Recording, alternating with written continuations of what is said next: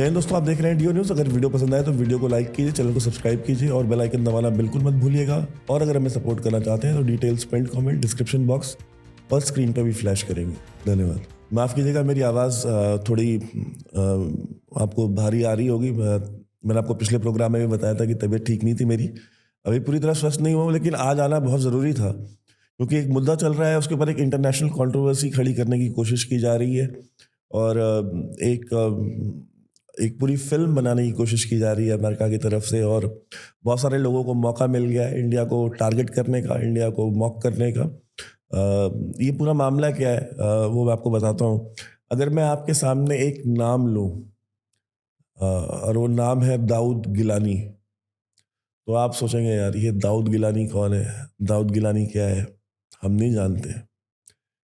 आप इस सवाल को अपने दिमाग में रखिएगा, मैं इस सवाल के जवाब में वापस लौटूंगा।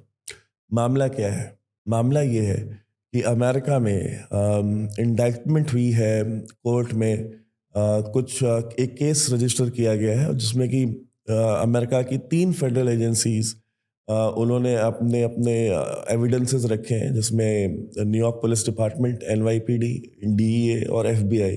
डीईए ड्रग एनफोर्समेंट एडमिनिस्ट्रेशन, ये याद रखिएगा, ये बहुत इंपॉर्टेंट है। ये जो डीईए है इसके बारे में हम आगे आपसे बात करेंगे। डीईए, जो लोग ब्रेकिंग बैड जिन्होंने देखी होगी, एक टीवी सीरीज आई थी, या बेटर कॉल सॉल एक सीरीज थी नेटफ्लिक्स के ऊपर, अगर आपने वो देखी होगी तो आपको पता होगा डीए के बारे में, ड्रग एनफोर्समेंट एडमिनिस्ट्रेशन के बारे में।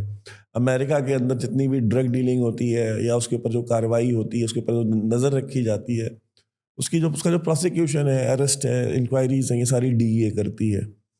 और तीसरा FBI, federal bureau of investigation. इन तीनों ने मिल करके अपनी अपनी सबमिशंस दी हैं और इनका जो आर्गुमेंट है, इनका जो सो कॉल्ड एविडेंस है, जो अभी तक किसी ने नहीं देखा, वो ये है कि एक व्यक्ति है निखिल गुप्ता। निखिल गुप्ता एक इंडियन है और निखिल गुप्ता ने इंडियन है और ड्रग स्मगलर है, बेसिकली ड्रग का कारोबार करने वाला है, ड्रग ट्रैफिकर है। इंटरनेशनली वो ड्रग ट्रैफिकिंग करता है दुनिया के अलग अलग देशों में। निखिल गुप्ता को ये कॉन्ट्रैक्ट दिया गया था एक इंडियन एजेंट की तरफ से, जो कि RNAW रॉ का ऑफिसर है, जिसको CC1 के नाम से एड्रेस किया जा रहा है अमेरिका की तरफ से। उसका असली नाम नहीं रिवील किया गया है अभी, उसको CC1 के नाम से जो है एड्रेस किया जा रहा है। तो ये CC1 जो है, इसने निखिल गुप्ता को अप्रोच किया और निखिल गुप्ता से को कुछ वादे वहीद किए कि अगर तुम हमारा ये काम कर दो, अगर तुम गुरपतवंत सिंह पन्नू को, जो 6 फॉर जस्टिस का जो टेररिस्ट है, अगर तुम इसका मर्डर करा दो, इसकी हत्या करा दो, तो तुम्हारे खिलाफ जो केसेस हैं गुजरात में वो सारे मैं ड्रॉप करा दूंगा, ये मेरा प्रॉमिस है। और फिर निखिल गुप्ता जो है वो जाता है अमेरिका में जा करके वो जो क्रिमिनल एलिमेंट्स हैं उनसे मिलता है। तो उनमें से एक जो सिंडिकेट है क्रिमिनल्स का, जो कि मर्डर्स करता है, हायर्ड गन्स है, जब वो उनको अप्रोच करता है तो उनमें से एक जो व्यक्ति होता है वो स्निच होता है। स्निच क्या होते हैं? स्निच होते हैं बेसिकली जो क्राइम की दुनिया में तो होते हैं, बट बेसिकली वो खबरी होते हैं। जैसे आप भारत में इल्लीगल बंदूकों का कारोबार करते हैं, या आप भारत में ड्रग का कारोबार करते हैं, लेकिन आप खबरी भी हैं पुलिस के, या आप खबरी भी हैं IB के, या आप खबरी भी हैं किसी NIA के, तो इनको अमेरिका में स्निच कहते हैं। तो वो जो जिस व्यक्ति को उसने कांटेक्ट किया वो स्निच था। तो उस व्यक्ति ने और वो स्निच किसका था? DEA वालों का, ड्रग एनफोर्समेंट एडमिनिस्ट्रेशन वालों का स्निच था। तो उनका खबरी था। तो उसने जा करके अपने DEA वाले हैंडलर को बता दिया कि भाई ये बंदा आया था और ये एक मर्डर कराना चाह रहा है, इस सिख लीडर है गुरपतवंत सिंह पन्नू नाम का, और ये इसकी कॉन्टैक्ट डिटेल्स है और ये मुझे अप्रोच कर रहा है। तो DEA वालों ने फिर ये सारी इंफॉर्मेशन उठा करके शेयर की FBI के साथ। FBI ने लूप में लिया न्यूयॉर्क पुलिस डिपार्टमेंट को, NYPD को, और फिर इन तीनों ने मिल करके, अभी जो मैं आपको कहानी बता रहा हूँ ये वो कहानी है जो अमेरिका की तरफ से आई है, जो वहाँ पे जो चीज़ कोर्ट में प्रोड्यूस की जा रही है, या जो वहाँ की जो मीडिया को बताया जा रहा है, of the camera, of the record, जो वहाँ के लोगों को बताया जा रहा है कि हमने इस चीज़ को अप्रोच कैसे किया है। तो उसके बाद ये होता है कि वो FBI वाले अपना एक ऑफिसर असैसिन बना करके प्रेजेंट करा देते हैं निखिल गुप्ता के सामने। तो अब वो अंडर कवर ऑफिसर जो है वो असैसिन बन के आ जाता है FBI का, और वो निखिल गुप्ता को इंट्रोड्यूस कराता है कौन, जो जिसको निखिल गुप्ता ने सबसे पहले अप्रोच किया था, जो खबरी था, जो स्निच था, उसने बताया कि ये बंदा है, ये तुम्हारा काम कर सकता है। तो उसके साथ वो डिस्कशन चालू करता है। फिर निखिल गुप्ता दिल्ली आता है, और दिल्ली आकर के एक वीडियो कॉल के अंदर एक बोर्ड मीटिंग जहाँ होती है, बोर्ड रूम के अंदर बैठ करके उस कहते हैं कि उस मीटिंग में 3 ऑफिसर्स बैठे थे RNAW के रॉ के, जो कि टाई लगा के सूट पहन के बैठे हुए थे, और उनके साथ उस जो अंडर कवर FBI का ऑफिसर था, उनकी उससे वो वीडियो कॉल पे बात कराता है। और जो CC1 है, जो कि इंडियन रॉ ऑफिसर जो इस ऑपरेशन को लीड कर रहा था, उससे भी बात कराता है, उससे भी उनके कांटेक्ट कराता है। वो उसमें उनको बताते हैं कि तुमको ये काम कैसे करना है, तुमको पन्नू को कहाँ मारना है, तुमको घर में मारना है, अगर घर में नहीं मार सकते तो कार में उसके बम लगा दो, बम लगा के उड़ा दो। ये सारी चीज़ें, इस तरह की कंस्पिरेसी थियरीज उन्होंने प्रोड्यूस की हैं कि ये बातें वो लोग कह रहे थे। और उनको साफ साफ बोला गया कि मोदी जी का जो विजिट है जून के महीने में, उस दौरान में आपने ये काम नहीं करना है, या तो उनके विजिट से पहले करना है या मोदी जी के वापस आने के बाद करना है। उस दौरान ये ऑपरेशन नहीं होना चाहिए, इस दौरान पन्नू के ऊपर जानलेवा हमला नहीं होना चाहिए। ये बातें वो रॉ ऑफिसर्स जो है वो उसको समझा रहे थे, ये CC1 जो है वो समझा रहा था उसको, असैसिन को।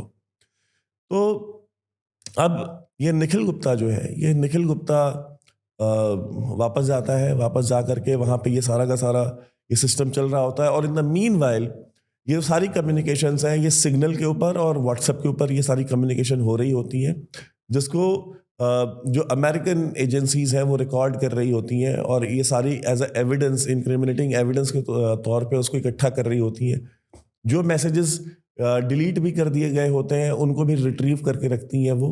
और उसके बाद जब उनको ये लगता है कि नहीं यार, ये प्लॉट कुछ बड़ा है, बिकॉज फिर उसमें वो जो निज्जर की हत्या हुई थी, ये US, मैं अभी आपको बता रहा था कि ये सब कुछ US का पर्सपेक्टिव है, हम अपना एनालिसिस इस पे करेंगे अभी। तो उन्होंने कहा कि भाई, चूंकि इसमें फिर उन्होंने निज्जर की बात की, जो CC1 है, जो रॉ एजेंट है, जो ऑफिसर इंचार्ज है, जो लीड कर रहा है इस कोवर्ट ऑप को, वो कहता है कि भाई हमने ये काम जिस तरह से वहां पे कनाडा में कराया है, हमने जैसे निज्जर को मरवाया है, उसी तरीके से ये होना चाहिए, कि हमारे तक ट्रेस बैक नहीं होना चाहिए। तो ये फिर वहां पे ये कहा जा रहा है कि जो जस्टिन ट्रूडो ने बात की थी क्रेडिबल एलिगेशन की, क्रेडिबल एविडेंस की बात नहीं की थी, वो क्रेडिबल एलिगेशन जो थी वो बेसिकली यही थी, क्योंकि उनके पास ये रिकॉर्ड था। क्योंकि ये जो पूरी कम्युनिकेशन हुई है, ये मई के शुरुआत से जून के एंड में 2 महीने के अंदर ये सारी कम्युनिकेशन हुई है, सारी चीज़ें रिकॉर्ड हुई हैं। और 30 जून को जब सारा एविडेंस इनके पास सफिशिएंटली इकट्ठा हो चुका था, तो चेक रिपब्लिक की जो अथॉरिटीज़ थी उनको रिक्वेस्ट करके अमेरिका ने निखिल गुप्ता को, क्योंकि वो समय चेक रिपब्लिक में था, उसको वहाँ पे अरेस्ट करवाया। और फिर चूंकि उनकी एक्स्ट्राडिशन ट्रीटी है आपस में हस्तांतरण की, तो उसके एक्स्ट्राडिशन की डिमांड की, जो उनकी ट्रीटी मौजूद है, वो निखिल गुप्ता को वो अमेरिका जो है वो लेके चला गया। अब इसमें बात क्या आती है? अब इसमें बात ये आती है कि अब ये तो हो गई स्टोरी वो जो अमेरिकन सुना रहे हैं, ये वो स्टोरी है। दूसरी बात, देखिए, कोई भी इंटेलिजेंस एजेंसी होती है, वो इंटेलिजेंस एजेंसी का जो सबसे बड़ा काम होता है वो क्या होता है? उसका काम होता है सबसे पहले तो इंटेलिजेंस इकट्ठा करना, इंफॉर्मेशन इकट्ठा करना, और उसकी सबसे प्राइम रिस्पॉन्सिबिलिटी जो होती है वो होती है सीक्रेसी। जो भी करना सीक्रेसी के साथ करना, सीक्रेसी सुप्रीम। इंडिया में जब तक कोई RNAW का रॉ का चीफ नहीं बन जाता है, तब तक उस व्यक्ति की किसी ने फोटो भी नहीं देखी होती। जैसे अभी सामंत गोयल रॉ के चीफ थे, जब तक वो चीफ नहीं बने उनकी फोटोग्राफ किसी ने नहीं देखी थी, किसी को नहीं पता था उनके बारे में। अब रवि सिन्हा RNAW के चीफ हैं, जब तक वो चीफ नहीं बने थे, रवि सिन्हा की फोटो किसी ने नहीं देखी थी। और जब वो चीफ बन भी जाते हैं उसके बाद भी उनकी हार्डली कोई 1 या मैक्सिमम 2 तस्वीरें होती हैं, जो आपको पूरे इंटरनेट पे गूगल करने पे भी आपको नहीं मिलती, शायद 1 या 2 मिलती है मैक्सिमम। तो इतनी सीक्रेसी मेंटेन की करने वाली ऑर्गेनाइजेशन है वो। दूसरी चीज जो कोवर्ट ऑप्स होते हैं, इंटेलिजेंस एजेंसीज कोवर्ट ऑप्स करती हैं। एक टर्म बहुत यूज हो रहा है इस पूरे अगर आप खबरें सुन रहे होंगे कि कटआउट, कि निखिल गुप्ता CC1 का कटआउट था। कटआउट क्या होते हैं? कटआउट बेसिकली वो व्यक्ति होता है जो कि एजेंसी का, किसी भी इंटेलिजेंस एजेंसी का पार्ट नहीं होता, बल्कि आपके और जो आपका काम करने वाले लोग हैं उनके बीच का एक बीच की एक डोर होती है, जिसको आप किसी भी समय काट सकते हैं, तो ताकि वो चीज़ आप तक ट्रेस बैक ना हो। क्योंकि आप डायरेक्टली कभी भी कम्युनिकेट नहीं करते उन लोगों के साथ जो एक्चुअल में काम करने जा रहे होते हैं। आप हमेशा बीच में कटआउट से डील करते हैं, और वो कटआउट जो होता है वो डिस्पोजेबल होता है। चार्ल्स डी गॉल कहते हैं ना कि ऐसा नहीं होता सर, सारे लोग डिस्पोजेबल नहीं होते। चार्ल्स डी गॉल एक बहुत बड़े स्टेट्समैन थे, प्रेसिडेंट थे फ्रांस के, great statesman, great politician. Charles de Gaulle ने एक बार एक बात कही थी कि the graveyard is full of indispensable people. ठीक है, तो हर कोई डिस्पोजेबल होता है। तो ये जो कटआउट होते हैं, ये बेसिकली ये वो लोग होते हैं जो आपके एग्जीक्यूट करने वाले और काम देने वालों के बीच के होते हैं, एजेंसी और काम करने वालों के बीच का जो व्यक्ति होते हैं। कई बार एक कटआउट होता है, कई बार एक कटआउट के आगे एक और कटआउट होता है, उसके आगे एक और कटआउट होता है। मतलब वो इतने कटआउट्स रखते हैं कि जब तक चीज़ें उन तक ट्रेस हों, तब तक कोई ट्रेस रह ही नहीं जाता है बीच में। तो इतनी लेयरिंग होती है किसी भी कोवर्ट ऑप्स में, किसी भी एस्पियोनाज के काम में। इतना सिंपल जिस तरह से ये बताया जा रहा है कि वो निखिल गुप्ता था और एक रॉक ऑफिसर था जी, और निखिल गुप्ता रॉक ऑफिस में पहुंचा, वहाँ उसने बोर्ड, मतलब उसको रॉक ऑफिस के अंदर एंट्री भी मिली, वो अंदर जा करके बोर्ड मीटिंग में बैठा, उसको अपना फ़ोन ले जाने की परमिशन मिली। मैं आपको ऑनेस्टली बताऊं, आप अगर इंडियन आर्मी के भी हेडक्वार्टर जाएंगे यहाँ पे दिल्ली में, मैं इसलिए कह रहा हूँ बिकॉज मैं गया हूँ, तो आपको अपना फ़ोन, आर्मी भी छोड़ दीजिए, आप मतलब इंडियन आर्मी के हेडक्वार्टर की बात मत ही कीजिए। ADGPI जो कि एक पब्लिक रिलेशंस की ऑर्गेनाइजेशन है, उसका काम PR करना है, उसका काम जर्नलिस्ट के साथ मिलना है, उनको इन्फॉर्मेशन देना है, प्रेस रिलीजेस करना है।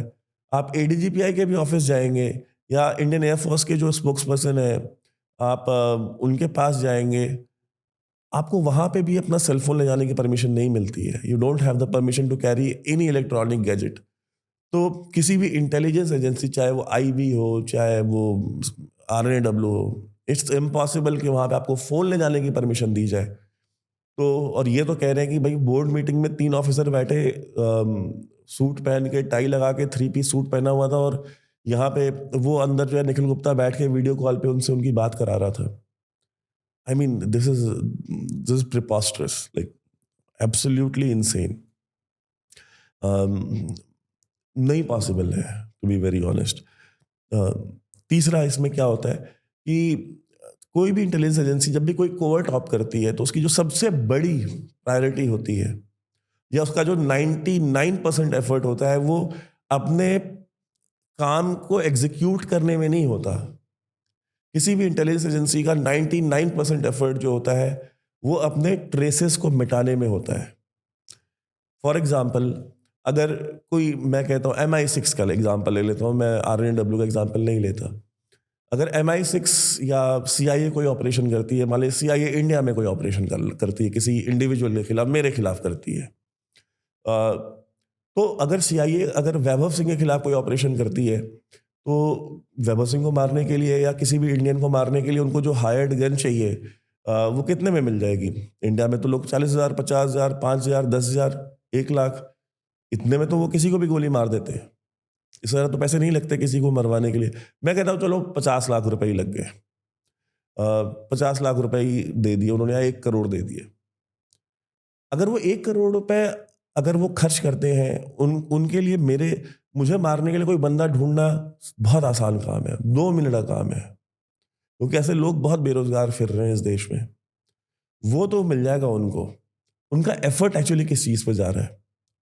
1% इस पे गया, 99% उनका एफर्ट। और अगर वो 50 लाख रुपए इस चीज में खर्च कर रहे हैं कि किलर को इतना देना है, तो वो कम से कम 5 करोड़ रुपए इस काम पे खर्च करेंगे कि वो चीज कैसे भी करके, किसी भी कीमत पर उन तक वापस ट्रेस नहीं होनी चाहिए। अपने पाँव के निशान मिटाने पे वो उतना खर्च करते हैं। ये होता है किसी भी इंटेलिजेंस एजेंसी का काम करने का तरीका। ये मोडस ऑपरेंडी है जो सारी इंटेलिजेंस एजेंसीज ऑपरेट प्रैक्टिस करती हैं, except for our neighbourly number one agency ISI. उन्होंने तो मतलब जितने ट्रेसेस उन्होंने छोड़े हैं पिछले 25 साल में, उतने तो मुझे लगता है कि सारी इंटेलिजेंस एजेंसीज ने दुनिया भर के मिल करके भी जितने बॉचअप्स हुए उतने नहीं हुए होंगे। But they are not intelligence agency. ISI is not a intelligence agency. वो it's a gang of thugs. एक मवालियों का एक झुंड है वो, जो यूनिफॉर्म पहनते हैं, जो वर्दी पहनते हैं।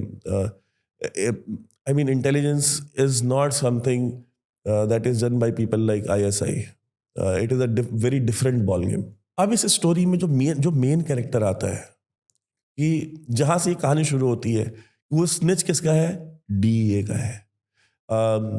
ये जो बंदा है निखिल गुप्ता, ये कौन है? ये इंटरनेशनल ड्रग ट्रैफिकर है। पकड़ा कौन गया है? निखिल गुप्ता पकड़ा गया है। ठीक है। और इसमें जो को कॉन्स्पिरेटर बताए जा रहे हैं इसके साथ के, वो कौन है? निखिल गुप्ता के साथ एक को कॉन्स्पिरेटर्स, एक वो CC1 को हटा देते हैं, जो so called Indian intelligence officer, जिसका नाम नहीं ले रही है। एक पाकिस्तानी है उसमें, एक कैनेडियन है और 2 अमेरिकन हैं जो जो को कॉन्स्पिरेटर्स हैं। मतलब निखिल गुप्ता के अलावा कोई दूसरा इंडियन नहीं है, किसी थर्ड नेशनैलिटी का नहीं है। वहां के नेशनल्स हैं पाकिस्तानी, सो convenient for them. 2 American, so convenient, और एक कैनेडियन जिनकी हड्डी पहले से फंसी हुई है। आई मीन ये आपको दिख रहा है कि ये किस तरीके से एक चीज क्रिएट करने की कोशिश की जा रही है। और सेकेंडली, जो मैंने आपसे एक नाम बोला था जब हमने प्रोग्राम शुरू किया था, दाऊद गिलानी कौन है? दाऊद गिलानी आपको नहीं पता।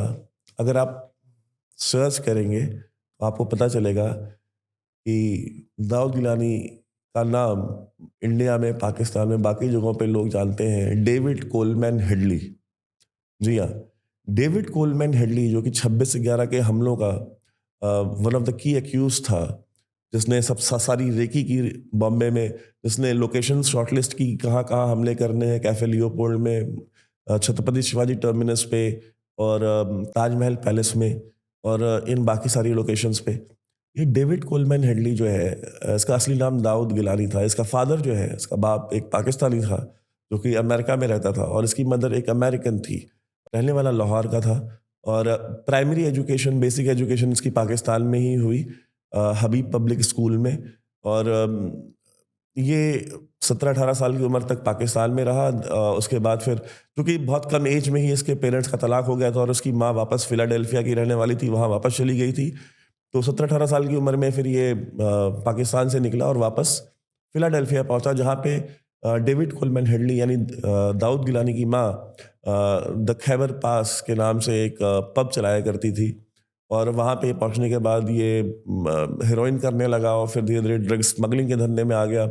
इसको डीईए वालों ने पकड़ा और फिर इसको 3-4 साल की सज़ा हुई, फिर 3 साल की सज़ा काट करके निकला। फिर ये पाकिस्तान गया, वहाँ पे अपने दोस्त से मिला, तहव्वुर राना, जो कि एक और को कंस्पिरेटर था इसके साथ 26/11 के हमलों में, जो कि एक अमेरिकन सो कॉल्ड बिजनेसमैन बन के वहाँ पे अमेरिका में रहता था। और तहव्वुर राना के साथ ये फिर north western frontier province, Peshawar के ऊपर जो हिल्स हैं, स्वात वगैरह, उधर गया, वहाँ पे इसने नशे वगैरह किए। और वापस आते समय इसने अपने बैग में ये 2 किलो पाकिस्तानी हेरोइन स्मगल कर रहा था। और फिर इसको डीए वालों ने पकड़ा और इसने फिर इसने नाम बता दिए, ये अप्रूवर बन गया डीए के लिए। उनमें से एक इसके साथी को 10 साल की सज़ा हुई, एक को 8 साल की सज़ा हुई, और इसको सबसे कम सज़ा हुई, इसको 4 साल की सज़ा हुई। और ये जो मैं बात आपसे कह रहा हूँ कि 1991 में ये डेविड कोलमैन हेडली डीए के लिए खबरी बन गया और उनका एजेंट बन गया बेसिकली अंडरकवर, और उनके लिए काम करने लगा और उनको खबरें देने लगा। फुल टाइम उनके पेरोल पे था। और ये बात मैं कोई हवा में नहीं कह रहा हूँ। हार्वर्ड लीडर जो वकील थे डेविड कोलमैन हेडली के, 1900 लेट 80s और अर्ली 90s में उनके वकील थे डेविड कोलमैन हेडली की। ही इज़ ऑन रिकॉर्ड कि उन्होंने बताया कि भाई 1991 में उसने डीए ज्वाइन कर ली थी और अंडर कवर, और वो उनके लिए खबरें लाता था, उनको बताता था कहाँ कौन सी ड्रग्स मूव कर रही है। और ये सिलसिला काफ़ी समय तक चलता रहा। फिर डीईए ने उसको बोला कि तुम सोर्सेस सेटअप करो पाकिस्तान में, बिकॉज अमेरिका में जो ड्रग्स आ रही है ये पाकिस्तान से आ रही है सबसे ज़्यादा। तो मतलब मेक्सिको से, क्यूबा से, इन जगहों से तो आ रही है, लेकिन पाकिस्तान से भी आ रही है बहुत सारी ड्रग्स। बिकॉज सेकेंड ये आपका कोल्ड वॉर के बाद ड्रग्स का इन्फ्लक्स बहुत बढ़ा था अफगानिस्तान से। तो ये सेटअप करने लगा, ये पाकिस्तान ट्रैवल करना इसने शुरू किया। सन 2000 में डेविड कोलमैन हेडली ने लश्कर तैयबा का पहला सेशन अटेंड किया। और उसको डीए को पता था, ये डीए को रेगुलरली लिखता था, डीए को इन्फॉर्म करता था कि मैं यहाँ पे आया हूँ, मैं लश्कर तैयबा के उस कमांड सेंटर में हूँ, मैं यहाँ लोगों से मिल रहा हूँ। लेकिन डीए को ये था कि कितना भी है हमारे काम का बंदा है यार, वो लश्कर तैयबा जाए, जैश ए मोहम्मद जाए, हमें क्या फ़र्क पड़ता है। Is he serving our purpose, क्या हमारे मतलब का काम कर रहा है, वो कहाँ कर रहा है तो ठीक है, वो फिर वो अलकायदा जाए, कहीं भी जाए। सो ये चलता रहा। फिर 9/11 हो जाता है, वर्ल्ड ट्रेड सेंटर पे हमला। और उसके बाद डीए इसको रिस्पॉन्सिबिलिटी देती है कि तुम अब पाकिस्तान में टेरर नेटवर्क्स और अमेरिका के अंदर जो उनका नेटवर्क है उसके लिए हमको हेल्प करो। तुम जाओ और पता करो कि उनका कौन कौन सा टेरर नेटवर्क है जो कि हमारे यहाँ भी एक्टिव है, और पाकिस्तान के अंदर खुद कितने टेरर नेटवर्क्स एक्टिव हैं।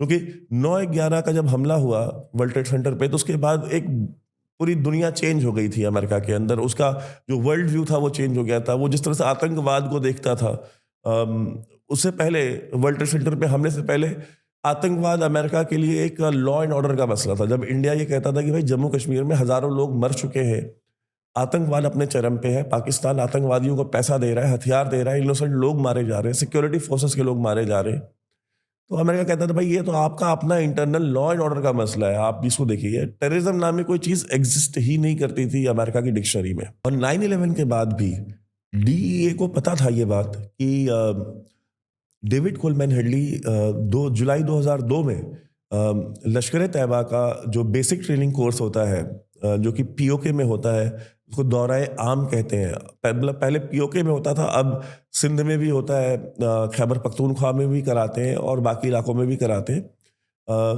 तब पीओजेके में ही होता था। तो वहाँ पे 3 हफ्ते का एक कोर्स होता है जहाँ पे आपको हथियार चलाना, हथियारों को हैंडल करना, कौन सा हथियार किस सिचुएशन में आपको यूज़ करना है, बेसिक ट्रेनिंग जो होती है 3 हफ्ते में आप जितना एक इंसान को सिखा सकते हैं, उसको दौराए आम कहते हैं। जब आप ये क्लियर कर लेते हैं तो उसमें जो सिलेक्टेड स्टूडेंट्स होते हैं उनको फिर दौराए खास के लिए भेजा जाता है, जो कि लंबे पीरियड के लिए होता है, जो 3 महीने की, 6 महीने की, इस तरह से जो ट्रेनिंग होती है लश्कर तैयबा की, वो दौराए खास में होती है। तो जुलाई 2002 में दौराए आम कर चुका था लश्कर तैयबा के लिए डेविड कोलमैन हेडली, या दाऊद गिलानी आप कह लें। साजिद मीर के साथ टच में था। साजिद मीर वो व्यक्ति था, साजिद मीर जिसने, अगर आपको याद होगा तो आपने आवाज़ सुनी होगी, बहुत सारी रिकॉर्डिंग्स टेलीविज़न पे सुनी होंगी, जहाँ पे जो 26/11 के जो हमला करने वाले थे ताज होटल में या छबाड़ हाउस में जो लोग थे, वो जब बात कर रहे थे अपने हैंडलर से फ़ोन के ऊपर, तो जो पाकिस्तान से जिस व्यक्ति की आवाज़ आप सुन रहे थे, वो बेसिकली साजिद मीर ही था। और साजिद मीर इंटरनेशनल जितनी भी इंटेलिजेंस एजेंसीज हैं, चाहे वो यूरोप की हो, चाहे नॉर्थ अमेरिका की हो, उनके रडार पे बहुत पहले से था। क्योंकि वो ग्लोबल जिहाद का एक फेस था। वो ग्लोबल जो रिक्रूटमेंट थी लश्कर तैयबा के लिए या जिहाद के लिए, अलग अलग तंजीमों के लिए, उनकी रिक्रूटमेंट वही करता था, क्योंकि वो इंग्लिश बहुत अच्छी बोलता था। वो इस्लाम की नॉलेज उसको बहुत अच्छी थी। उसको पता था कि लोगों को इंग्लिश में किस तरह से मोटिवेट करना है, इंस्पायर करना है। तो साजिद मीर की जो आपने आवाज़ सुनी है फ़ोन पे, तो वो साजिद मीर की ही आवाज़ थी, जो 26/11 में हमला करने वालों से जो फ़ोन पे बात कर रहा था, उनको इंस्ट्रक्शंस दे रहा था कि अब इनका हैंड ग्रेनेड फेंको, अच्छा इसको गोली मार दो, छबाड़ हाउस में जो है, अब इनको गोली मार दो, उनको गोली मार दो। तो ये सारा का सारा जो आवाज़ थी, ये साजिद मीर की थी। वो साजिद मीर के साथ लगातार टच में रहा। और जो फ्रेंच इंटेलिजेंस है, फ्रेंच इंटेलिजेंस वालों ने मेजर इकबाल और साजिद मीर, इन दोनों कैरेक्टर्स के बारे में यूएस इंटेलिजेंस को कई बार बताया कि ये चैटर जो है ये क्रिएट हो रही है और ये लोग एक्टिव हैं, and they are planning to do something और डेविड कोलमैन हेडली बार बार उनके रडार पे आ रहा था, क्योंकि ये इन दोनों के साथ रेगुलर टच में था, इनके साथ इनसे ही ये भी इंस्ट्रक्शंस लेता था, डेविड कोलमैन हेडली भी। 2005 में जब डेविड कोलमैन हेडली जब ये वापस गया है अमेरिका, अमेरिका जाने के बाद इसकी एक बीवी तो खैर पाकिस्तान में थी ही, इसकी लाहौर में, एक बीवी जो इसकी अमेरिका में थी, जो कि बेसिकली एक कैनेडियन औरत थी, और उसके साथ एक ये वीडियो टेप्स की, वीडियो कैसेट्स की एक शॉप चलाता था। तो बीवी के साथ इसका कुछ कहा सुनी हुई, बिकॉज ये 2-2 साल गायब रहता था, तो पाकिस्तान में इधर हिली एरियाज में ट्रेनिंग कैंप्स में। तो बीवी के साथ कुछ इसकी कहा सुनी हुई, तो उसने अपनी बीवी को मारा। तो बीवी जो है इसकी चली गई पुलिस में जाकर के उसने इसके खिलाफ असॉल्ट का केस किया। अमेरिका में अगर आप अपनी बीवी को मारते हैं या इस तरह कोई काम करते हैं तो बड़ी मुश्किल होती है भाई, मतलब आप सपने में भी नहीं सोच सकते। जो हमारे जो दोस्त अमेरिका से या वेस्टर्न कंट्रीज में देख रहे होंगे, उनको पता है कि अगर आप अपनी बीवी को मारते हैं और बीवी अगर उस कंप्लेंट को लेकर के पुलिस में चली जाती है तो हालत क्या होती है। लेकिन डेविड कोलमैन हेडली के साथ क्या हुआ, जब उसकी बीवी गई और उसने केस किया वहां पे असॉल्ट का, सारे चार्जेस ड्रॉप कर दिए गए, नहीं होल्ड किया कोई भी चार्ज।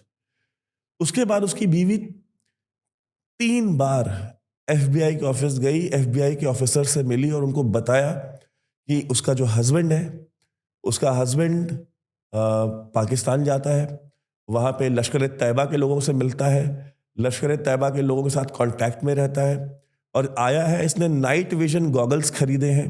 ये ऐसे इक्विपमेंट्स खरीद रहा है यहाँ अमेरिका में जिसका इसको कोई यूज़ नहीं है, जो सेंसिटिव ऑब्जेक्ट्स हैं।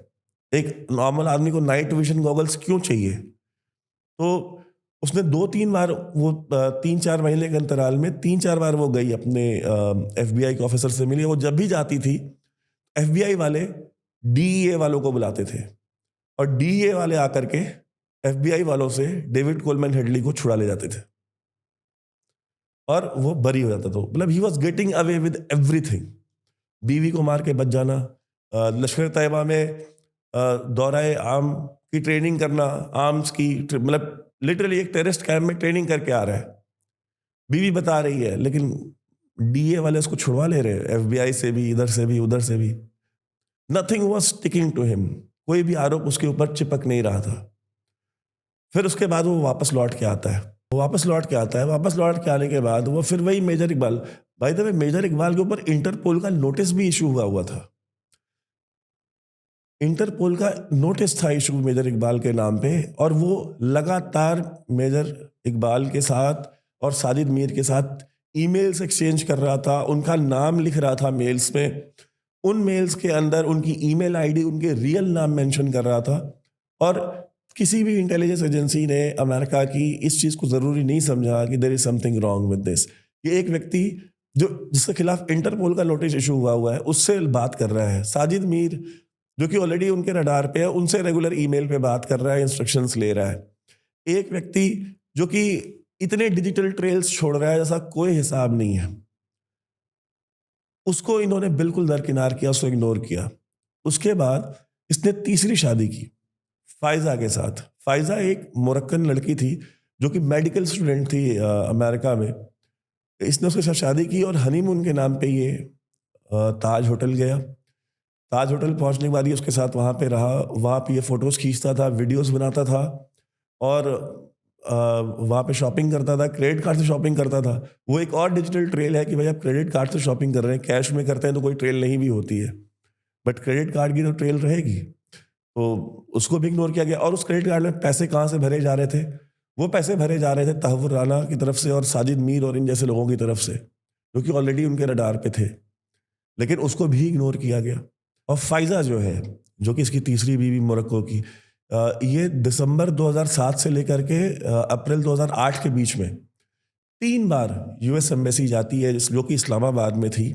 वहाँ पे जा करके वहाँ पे जो सिक्योरिटी वाले लोग हैं, जो इंटेलिजेंस के लोग हैं, उनसे मिलती है, उनको बताती है कि मेरा जो हस्बैंड है Daood Gilani AKA David Coleman Headley, ये मुझे ताज होटल लेके गया था Bombay, and he is planning to do something with Lashkar Taiba. लश्कर तैयबा के साथ मिलकर के या ये वहाँ पे कोई हमला करने वाला है, और ये ट्रेनिंग याफ्ता, तरबियत याफ्ता जो है, ये आतंकवादी है, और आप इसके ऊपर कोई ना कोई कार्रवाई कीजिए। आप इस हमले को रोकिए, कुछ ना कुछ करने वाला है बड़ा, मुझे नहीं एग्जैक्टली पता ये क्या करेगा, but he is planning something big. इस मैसेज को उसने एक बार पहुंचाया, 2 बार पहुंचाया, 3 बार पहुंचाया उस लड़की ने, इसकी बीवी ने। तीसरी बार जब उसने पहुंचाया तो वहां के जो इंटेलिजेंस ऑफिसर थे, उन्होंने इस खबर को लो प्रायोरिटी टैग करके इंडिया के साथ शेयर कर दिया। मतलब इंडिया में जो उनके काउंटर पार्ट्स थे यूएस एम्बेसी में, उनको बता दिया कि भाई ये आई हमारे पास खबर, लो प्रायोरिटी है। और यहाँ वालों ने उठा करके, जो यूएस एम्बेसी में यहाँ पे जो सीआईए के लोग बैठे थे, इन्होंने उठा करके ये इंडियन गवर्नमेंट को शेयर कर दिया एज अ लो प्रायोरिटी की, मतलब हमें नहीं लगता ऐसा होगा, बट ठीक है हमारे पास ऐसी खबर। यूएस को सब कुछ पता था, डीईए को सब कुछ पता था। 2009 में जब डेविड कोलमैन हेडली को पकड़ा गया, उसके बाद डेविड कोलमैन हेडली ने सब कुछ बताया है वीडियो रिकॉर्ड पे। और वो दिन है, आज का दिन है, डेविड कोलमैन हेडली को इंडिया के किसी भी ऑफिसर से मिलने तक नहीं दिया गया। इंडिया के किसी भी एजेंसी के किसी भी ऑफिसर से को ये परमिशन नहीं दी गई कि वो उसको इंटेरोगेट कर सके, उनसे बात कर सके, उससे सवाल कर सके कि तुमने किया, तुम्हारे यहाँ पे हैंडलर्स कौन थे, वहां पे कौन थे, किससे क्या बात कर रहे थे। क्यों नहीं मिलने दिया गया? क्योंकि 1991 से लेकर के जब तक वो अरेस्ट नहीं हुआ 2009 तक, वो डीईए का एजेंट था। उसको हर मौके पे डीईए वाले बचाते आए थे। अगर ये बात खुल जाए तो सबको पता चल जाएगा कि 26/11 का जो हमला था वो सीआईए को बहुत अच्छी तरीके से पता था, डीईए को सब बहुत अच्छे तरीके से पता था, एफबीआई को पता था, बट उन्होंने जानबूझ के दूसरी तरफ देखा। ये डीईए की हकीकत है, ये American so called intelligence and investigating agencies जो है, ये उनकी हकीकत है। उसकी बीवियां, उसकी गर्लफ्रेंड्स आ करके कभी वहां पे अमेरिका में एफबीआई को, कभी पाकिस्तान में सीआईए को, कभी यूएस एम्बेसी में, कभी कहीं, वो बताती फिर रही हैं कि वो इस तरह की चीजें कर रहा है, वो ट्रेनिंग ले रहा है, वो इंडिया में अटैक करने वाला है, सब कुछ कर रहा है। उन्होंने कभी उस चीज को सीरियसली नहीं लिया, क्योंकि वो उनका एसेट था, वो उनका एजेंट था। आईएसआई का भी था, लेकिन उनका भी एजेंट था। तो जो इंटेलिजेंस की दुनिया है वो इतनी मर्की है, इतनी शैडोई है, वो इस तरीके से चलती है। एक ही व्यक्ति आईएसआई का भी एजेंट होता है, डीईए का भी एजेंट होता है, एफबीआई का भी एजेंट होता है। वो एक साथ 3-3, 4-4 अलग अलग एजेंसीज का एजेंट होता है। और दाऊद गिलानी का केस आपको ये चीज बताता है। और 26/11 के हमले के लिए जितनी रिस्पॉन्सिबल आईएसआई है, हो सकता है आईएसआई 70% रिस्पॉन्सिबल हो, 80% हो, 90% हो, 95% हो, लेकिन 5% responsible US administration, US intelligence agencies, DEA और एफबीआई जैसी ऑर्गेनाइजेशंस और सीआईए जैसी ऑर्गेनाइजेशंस भी हैं, जिन्होंने अपने इंटरेस्ट के लिए कि उनका एजेंट ना पकड़ा जाए, उनका एजेंट ना खराब हो, उनका एसेट ना कॉम्प्रोमाइज हो, उन्होंने 250 लोग मरने दिए बॉम्बे में। उनके लिए यह जरूरी नहीं था कि उन 250 लोग, जो इनोसेंट लोग मरे हैं ताज होटल में या बॉम्बे छत्रपति शिवाजी टर्मिनस पे, उनको इंसाफ मिले चाहे ना मिले। उनके लिए सबसे ज्यादा जरूरी क्या था? उनका एक एजेंट, उनका एक एसेट। उनके एक एसेट की वैल्यू 200 भारतीयों की जान से ज्यादा है। तो हमको, मैं कहता हूं, अगर ये जो भी आरोप लग रहे हैं, ये आरोप प्रूफ भी हो जाते हैं, कोई होगा ऑफिसर, मैं मान लेता हूं वो CC1 इंडियन ऑफिसर हो, रॉ का ही ऑफिसर हो, सो व्हाट, बड़ी बात क्या है इसमें? हमें अमेरिका से क्यों दबना चाहिए? America chose to give shelter to people like Gurpatwant Singh Pannun. America ने सिलेक्ट किया कि हम पन्नू को अपने यहां रखेंगे। अमेरिका ने डिसाइड किया कि हम डेविड कोलमैन हेडली को इंडियन ऑफिशियल्स से पूछताछ नहीं करने देंगे। हम 26/11 के हमलों को नहीं रोकेंगे, हम इंडियंस को नहीं बताएंगे, हम डेविड कोलमैन हेडली को इंडिया को सुपुर्द नहीं करेंगे। ये उनका डिसीजन था, ये हमारा डिसीजन है। अमेरिका ने, हमारे दर्जनों यहाँ पे सीआईए वालों ने हमारे इसरो के साइंटिस्ट मरवाए, उन्होंने किए यहाँ पे कोवर्ट ऑप्स। हमारे यहाँ मिनिस्टर्स, राज्य की सरकारों में मंत्रियों ने हनी ट्रैप किए, कॉम्प्रोमाइज किए। स्टेट सीक्रेट्स निकलवाने के लिए। खुद रविंदर सिंह का एग्जाम्पल दुनिया के सामने है। एक जॉइंट सेक्रेटरी थे, जॉइंट सेक्रेटरी एक सीनियर ऑफिसर होता है रॉ का, उसको कॉम्प्रोमाइज करके उसको उठा करके लेके चले गए अमेरिका, CIA वाले कराया उन्होंने। ठीक है, आप करते हो यहाँ पे कोवर्ट ऑप्स, आप यहाँ हमारे साइंटिस्ट मरवाते हो, आप हमारे यहाँ पे प्रोटेस्ट करवाते हो, आप हमारे यहाँ पे दंगे कराते हो शाहीन बाग के नाम पे और नुपुर शर्मा के नाम पे और खत्म नबूवत के नाम पे। इससे ये करवाती है ना इंडिया में। अगर हमारे यहाँ हर साल CIA 150, 100, 50 लोग मरवाती है, does not matter. 1.4 billion, 140 crore लोगों का देश है ये। 140 करोड़ के देश में प्रेशर डाला नहीं जाता है, और अगर डाला जाए तो उनमें प्रेशर पड़ता नहीं है। हम चाहें हम अमेरिका पे प्रेशर डाल सकते हैं, अमेरिका नहीं डाल सकता। इकोनॉमिक माइट, टेक्नोलॉजी, ये वो, ठीक है। अमेरिका ने हमको टेक्नोलॉजी हमारी इंडिपेंडेंस के बाद तकरीबन 50 साल नहीं दी थी। तो क्या भारत में इंडस्ट्रियल रिवॉल्यूशन नहीं हुआ? भारत में ग्रोथ नहीं हुई? भारत में क्या नहीं हुआ? भारत में लोग खाए बिना मर गए, क्या हुआ? अमेरिका ने हमको गेहूं अनाज नहीं दिया तो क्या हमारे यहाँ ग्रीन रिवॉल्यूशन नहीं हुआ? हमारे यहाँ ग्रीन रिवॉल्यूशन भी हुआ, वाइट रिवॉल्यूशन भी हुआ, सारे रिवॉल्यूशन हुए हमारे यहाँ पे। इतनी बड़ी कोई चीज़ नहीं है। तो इसको बड़ा बना करके पेश करने की कोशिश की जा रही है लेफ्ट विंग की तरफ से, जो कि खुद अमेरिका के पेरोल पे होते हैं, because they are basically useful idiots. They are useful idiots and they are called useful idiots for the very purpose. दूसरों के हाथ में खेलते हैं, उनके हाथ में इस्तेमाल होते हैं। कोई बात नहीं, एक ऑपरेशन फेल हुआ है, हो सकता है अगला ऑपरेशन सक्सेसफुल हो जाए। 2 ऑप किए थे। आई मीन, मैं हाइपोथेटिकल बात कर रहा हूं। अगर मैं उनकी बातें सारी मान लूं तो उस हिसाब से तो फिर एक ऑपरेशन जो निडर के खिलाफ था वो तो सक्सेसफुल हो गया, और दूसरा हमने पकड़ लिया है जी, मुबारक हो, आपने पकड़ लिया दूसरा। हो सकता है तीसरा नहीं पकड़ पाएंगे। तो चाहे वो दाऊद गिलानी हो, चाहे वो अब ये निखिल गुप्ता है, या whatever this entire cases, हर जगह DEA इन्वॉल्व होती है। तो DEA की क्रेडिबिलिटी कुछ नहीं है। और ये FBI, DEA, CIA, NSA, ये जो बड़े बड़े जो टर्मिनोलॉजीज, और ये हमारे पास ये इंटेलिजेंस है, वो इंटेलिजेंस, रखे रहो यार अपना इंटेलिजेंस। इंडिया ने इतने बड़े बड़े डोजियर्स प्रोड्यूस किए, लश्कर ए तैयबा के बारे में, जैश ए मोहम्मद के बारे में, इनके बारे में, उनके बारे में, 150 तंजीमों के 150 लीडर्स के बारे में डोजियर्स बना बना करके पेश किया अमेरिका के सामने। आज नहीं, पिछले 20 साल से करता आ रहा है इंडिया डोजियर्स। कितना एक्शन अमेरिका ने ले लिया उन डोजियर्स के ऊपर। जितना एक्शन अमेरिका ने लिया है उतना ही एक्शन हम भी ले लेंगे। Thank you.